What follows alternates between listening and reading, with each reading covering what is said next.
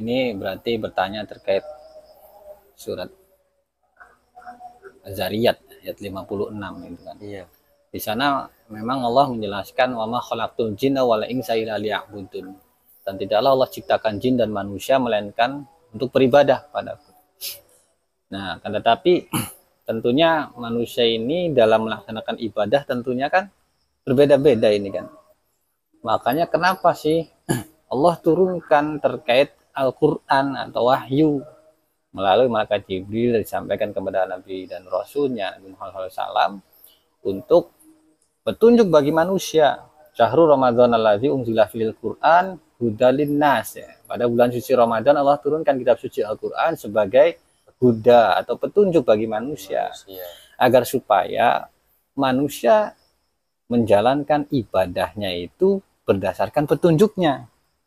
Ya, karena jangan sampai manusia diciptakan ya kan tujuannya untuk ibadah tapi ibadahnya pengennya seenaknya sendiri, tidak mau mengikuti petunjuk.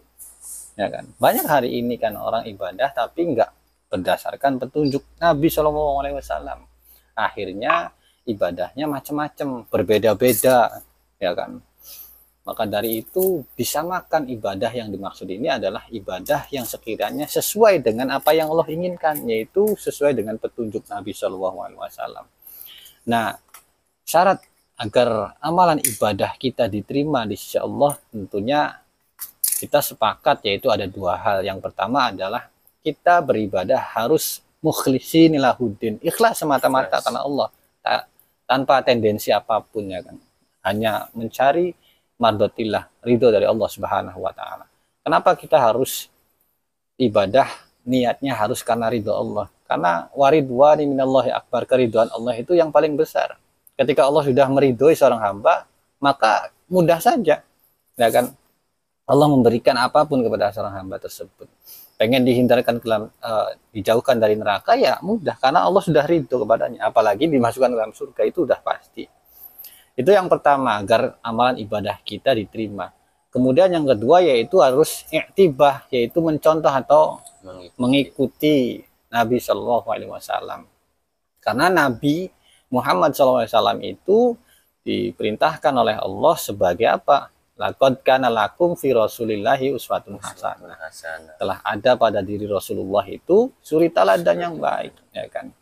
Sebagai pengikut, ya wajib mengikuti Nabi SAW.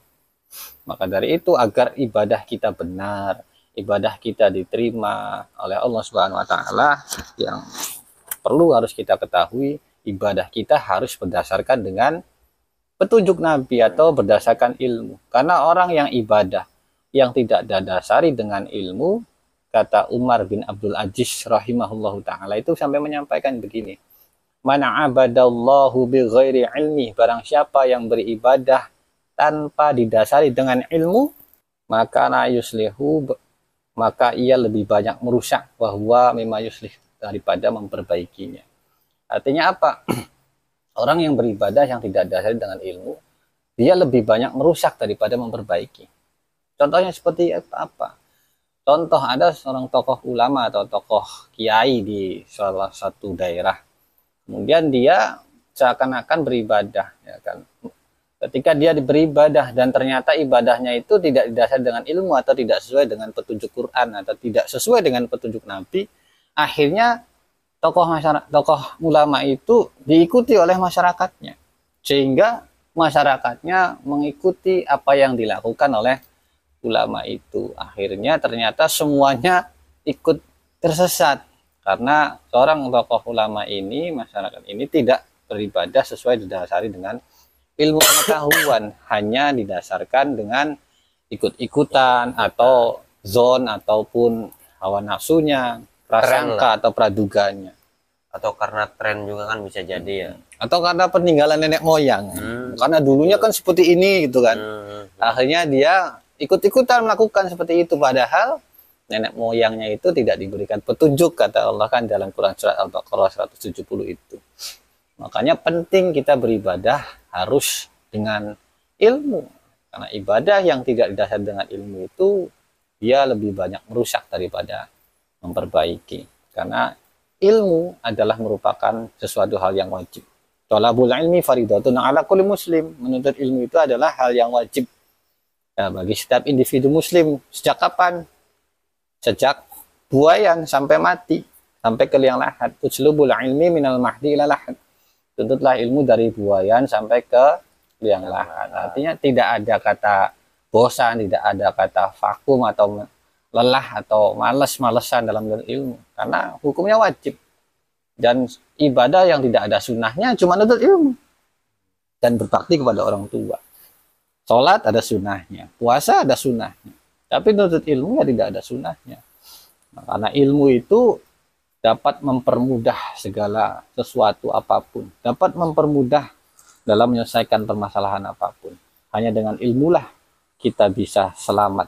Baik di dunia maupun di akhirat. Kita kan pengen nih selamat di dunia dan selamat di akhirat. Maksudnya apa?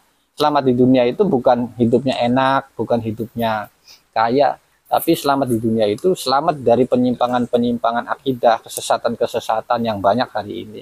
Dia selamat dengan akidah yang benar. Meskipun hidupnya ternyata kurang sengsara atau kesempitan, tapi selamat dengan akidahnya dari kesesatan-kesesatan.